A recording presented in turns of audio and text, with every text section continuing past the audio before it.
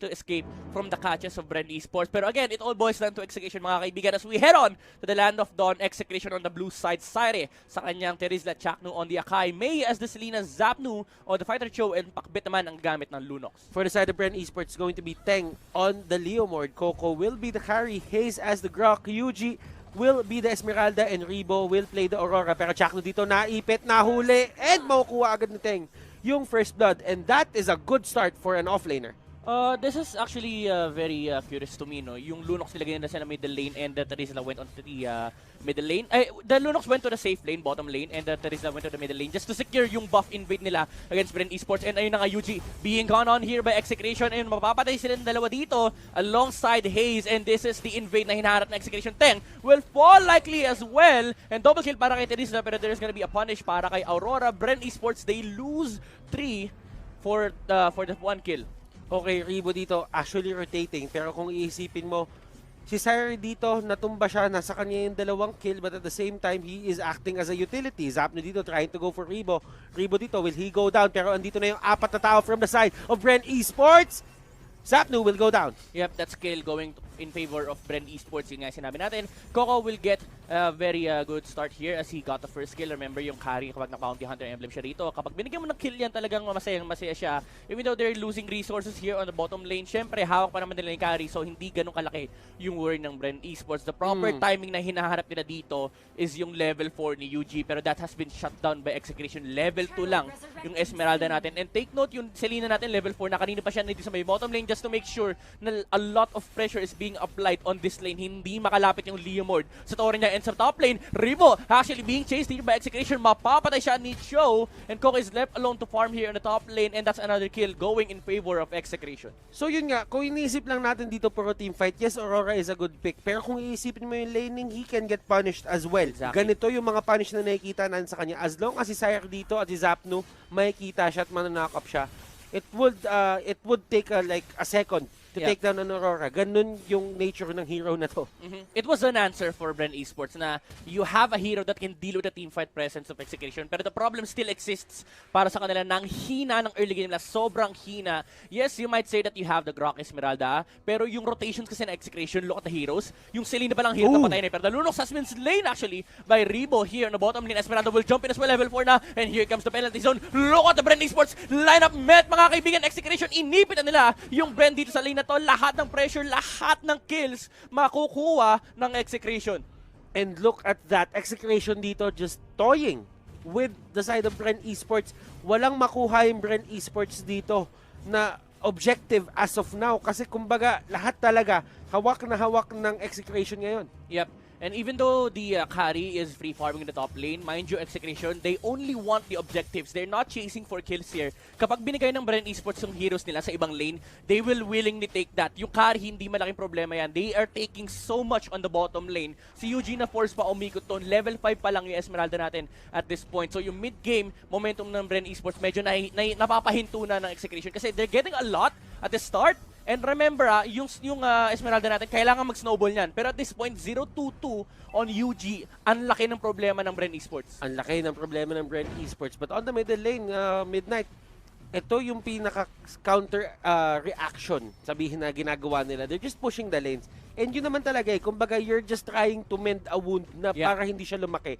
The wound is there, yung sugat nandun, pero ang ginagawa mo lang sa kanya, hindi mo siya pinapadugo ng todo-todo. Yeah, for sure. BREN Esports, sinabi na natin to before, they are the team na talagang laging may trade-off. Yes, napatay sila sa may bottom lane sa teamfight na yun nangyari, pero nakapag-free fire naman si Coco. Pero to, yung carry natin sumasama sa may middle lane, pero look at the Phantom State from the Leomord, mapapatay nila si Zapnu rito, nakatakbo pa si Teng, and Execution, they need to back off, hindi nila mapapatay si Ace, multik na mamatay yung Grok natin. And that was a good initiation by BREN Esports. Alam natin kaya nilang gawin to, and one more sabihin natin initiation like that could turn the tides papunta sa kanila. Yun yung Execration dito, they need to be very careful din sa mga gagawin nila, kasi hindi pwedeng masyadong aggressive yung dating nila dito. Yes, kanina gumagana yon, pero right now the levels, meron na din yung BREN Esports dito. Yeah, the name of the game for Execration here is Constant Pressure. It's Mobile Legends. Mobile Legends. BREN Esports, kailangan lang nila mag-survive dito. Yes, malaking problema nila with UG falling behind. Pero remember, they still have the late game dito. Walang marksman yung Execration and there is a carry on the opposite side. So it's one of the best games na makukuha mo kung gusto mo yung late game talaga. Walang marksman yung kabila, tapos carry pa yung hawak mo. So you just need to survive the onslaught ng early to mid game. Pagdating ng late game, yung Esmeralda mo makakahabol pa rin naman yan. Kaka-genius wanda din si Pacbet, men. Naku po, ang yaman ng Lunox natin, and there's a lightning truncheon as well on May. So the amount of power spike of Execration right now, 2 heroes kagad yung tumaas yung lakas. Pero ito, naipit ni Chakno na naman si Coco dito, pero there's no follow-up damage penalty zone. Hindi umabot, nakapag-phantom step palayo si Coco, and they're hitting on the backlines dito for BREN Esports. Pero mag-back muna si Hayes dahil walang target na mapatay ang Execration. Okay, napigilan na naman ng BREN Esports yung aggression na ginagawa ng Execration dito. And yun yung dala ng isang Rebo Aurora.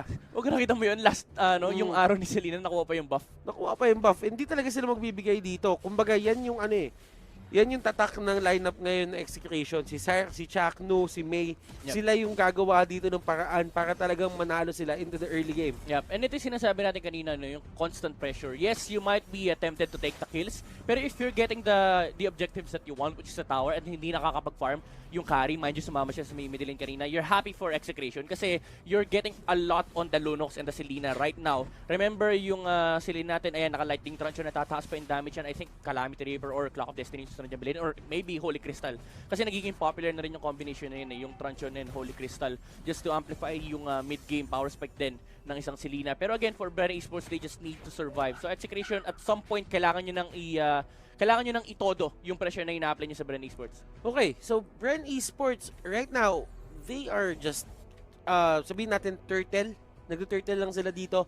Ayaw nila lumaban masyado. Inaantay nila Execration Chakno! na pumasok, and Chakno will go in, and look at that Hurricane Dance. Purify will save Coco, pero penalty zone, wala siya mahuli doon. Abyssal Arrow, binato doon sa may gitna. Walang tatamaan. And another crisis na na-avert dito aside ng BREN Esports. Muntikan na sila doon. Muntikan na. Ang ganda nung play na ginawa ng Execration. Again, assert dominance against BREN Esports. Walang karapatan lumaban yung BREN sa harap ng tore nila. Lalo't may ganung pang play yung Execration. And right now, they're just pushing the pressure against BREN. Again, wala kayong karapatan mag-defend. Hinihintay lang ng Execration pumasok yung minion, dumikit yung minion wave sa may mid lane. And another objective yung makukuha nila. And right now, ito na talaga yung ito na talaga yung laro. Execration dito, just holding the tempo. Wala nang magawa yung BREN Esports dito, nag-turtle na rin sila. Grok right now, hindi na siya nakakatakot. 8 minutes into the game rather. Level 7 pa rin siya. Look at the levels of Sire, look at the level of Chakno. Hindi na sumusunod yung kunat niya sa oras ngayon. Yeah, tsaka yung nature pa lang ng draft ng Execration, hindi sila takot sa isang Grok. Kasi if you look at the heroes that they have, meron silang Lunox that can melt down kung sino man yung target na tamaan ng arrow ng Execration. At the same time, they have a lot of displacement tools. You have the Hurricane Dance from the Akai. Ilalayo nila yung core na gustong lumapit or tumulong for BREN Esports. At the same time, you have this insane catch from the Cho.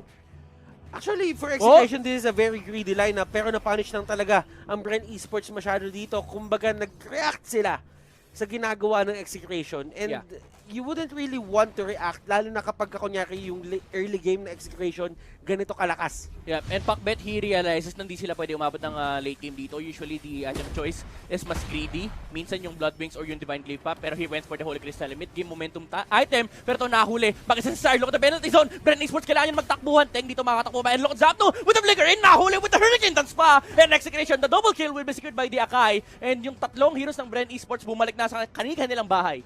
Ang lakas ni Chakno mag-zone out dito to the point na hindi niya ginagamit yung Hurricane Dance para mang-ipit talaga totally. Ang ginagawa niya dito, tinutulak niya lahat palapit or tutulak niya lahat palayo para kahit papano yung pacing ng BREN Esports magawa niya. Pero Arrow, hindi nila i-dive yan. Wala din silang Hurricane Dance sa mga panahon na yun eh. Grabe. Again, yung pinapakita ni Chakno dito. Again, pang displace lang. Hindi mo kailangan i-stun. Ilapit mo lang sa mga kampi mo. UG will jump in pero hindi pa niya napapatay. Si Chakno, the Lord, is already punching the turrets of BREN Esports. Walang magawa yung Limord natin. Tinamaan pa ng trap si Rebo. And the turret will be destroyed. Open na yung base ng BREN Esports. Ito na nga ba yung Execration na hinahanap natin, Kuya Midnight? BREN Esports dito can't really do a thing. Pero kung titignan mo yung mga past seasons natin, kapag ka nakita mo yung pangalan Execration ng BREN Esports, si Chakno na naman, umiikot na naman sa mga nakakita. Ganito talaga yung tatak ng laro ng Akai ni Chakno. And right now, he is better at this. Totally better at this. At nandun sa may likod, mga kaibigan, tumalon dito si Hayes. Wild charge, and that will be game number 1. BREN Esports.